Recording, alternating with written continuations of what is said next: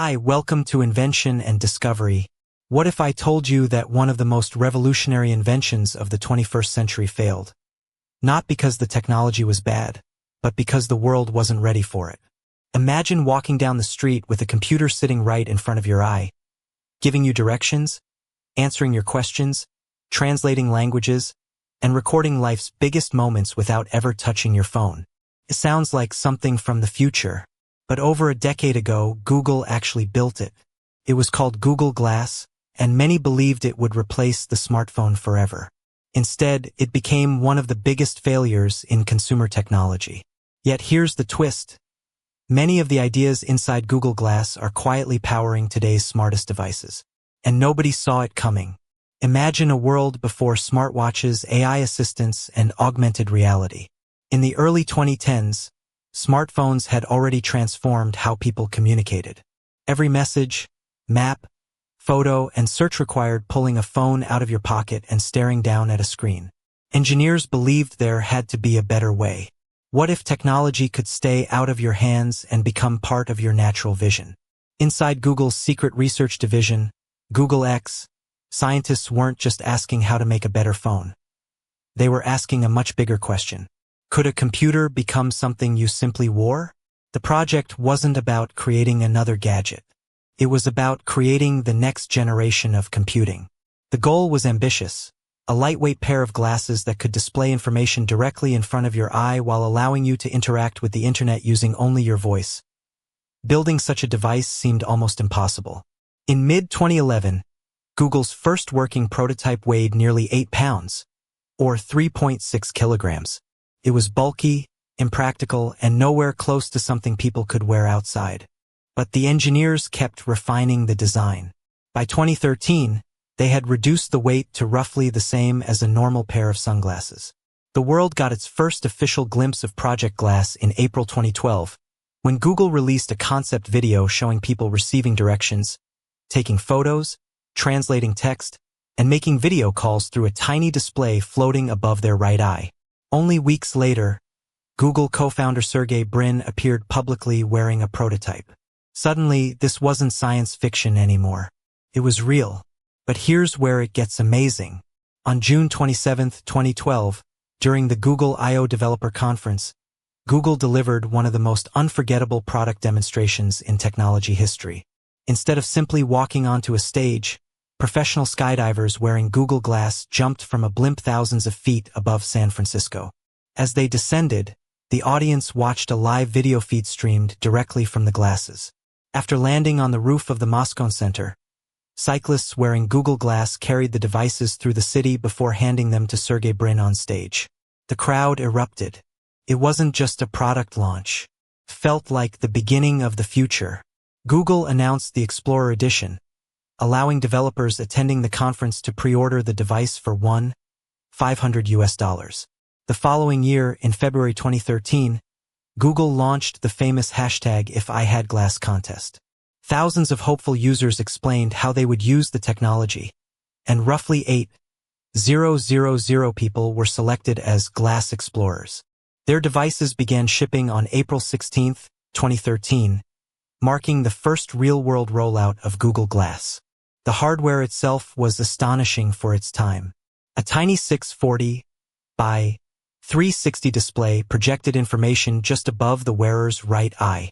It included a 5-megapixel camera capable of recording 720p HD video, Wi-Fi, Bluetooth, GPS, voice recognition, touch controls, motion sensors, and 16 gigabytes of storage, all packed into a device weighing less than 50 grams. Instead of tapping a screen, users simply said, **OK. Glass, ***. Those two words activated voice commands. Take a picture, record a video, send a message, search the web, get directions. Everything happened hands-free. Pause. This changed everything. Or at least, everyone thought it would. Developers immediately began creating applications. Google Maps guided users without requiring them to look at their phones. Doctors experimented with displaying patient information during surgeries. Companies like Boeing and GE tested the glasses on factory floors, allowing workers to see assembly instructions while keeping both hands free. Researchers explored emergency medicine, telemedicine, education, journalism, and even helping mothers receive remote breastfeeding support through live video consultations. Google Glass wasn't just another wearable gadget. It represented the birth of practical augmented reality. For the first time, digital information blended directly with the real world. But while engineers celebrated the technology, the public saw something very different. People noticed the tiny camera sitting above the user's eye. There was no obvious way to know when someone was recording. Restaurants, movie theaters, casinos, and bars began banning Google Glass before most people had even tried it. Privacy concerns spread rapidly across newspapers and television. Many worried they were being secretly filmed. Others believed facial recognition would allow strangers to identify anyone they looked at. The nickname **glassholes** quickly spread across the internet for people wearing the device in public. Then there was the price. At $500, Google Glass cost far more than most smartphones. Battery life lasted only a few hours under heavy use. The design looked futuristic, but many people simply didn't want to wear a computer on their face. Technology had advanced faster than society's comfort level. Pause on January 15, 2015. Google officially ended the Explorer program and stopped producing the consumer version of Google Glass. For many people, it looked like an embarrassing failure. Critics declared the project dead. But they were only seeing half the story. Google quietly shifted its focus away from consumers. Instead of targeting everyday users, it redesigned Glass for businesses. In July 2017, Google introduced the Enterprise Edition, built specifically for factories, warehouses, healthcare, and field service workers. The new version featured better battery life, improved cameras, faster processors, and more practical software. Workers could inspect equipment, access repair manuals, and communicate with remote experts without ever putting down their tools. Then, in May 2019, Google released the Enterprise Edition 2, powered by Qualcomm's Snapdragon XR1 processor, with an improved 8-megapixel camera, USB-C charging, and Android Enterprise support. The consumer dream had failed, but the professional version quietly succeeded. Eventually, however, even the enterprise journey came to an end. Google stopped selling Google Glass Enterprise Edition on March 15, 2023, and officially ended support on September 15, 2023. So, was Google Glass really a failure? Not exactly. It failed as a consumer product, but it succeeded as an experiment that reshaped the future of wearable technology. Many of the ideas first introduced by Google Glass now appear in today's devices. Voice assistants, smartwatches, live language translation, heads-up navigation, augmented reality. Even modern smart glasses from companies like Meta and Google's own Android XR platform build upon lessons first learned through Glass. Innovation is rarely a straight path. Sometimes the first invention doesn't become the biggest success. Instead, it inspires the second, or the third. History is full of inventions that arrive too early. The electric car existed long before Tesla. Tablet computers existed before the iPad.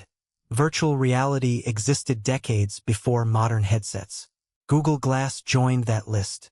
It reminded the world that inventing something incredible isn't enough. People must also be ready to accept it. Technology changes quickly. Human behavior changes much more slowly. And perhaps that's the greatest lesson of all. Every failed invention leaves behind knowledge that helps build the next breakthrough. Without Google Glass, today's wearable technology might look very different. So the next time you hear someone call an invention a failure, remember this story. Because sometimes, failure isn't the end of innovation. It's simply the first chapter. Thank you for joining me on this journey through one of technology's boldest experiments. The device may have disappeared, but its influence is still all around us, quietly shaping the future one innovation at a time. Subscribe for more stories.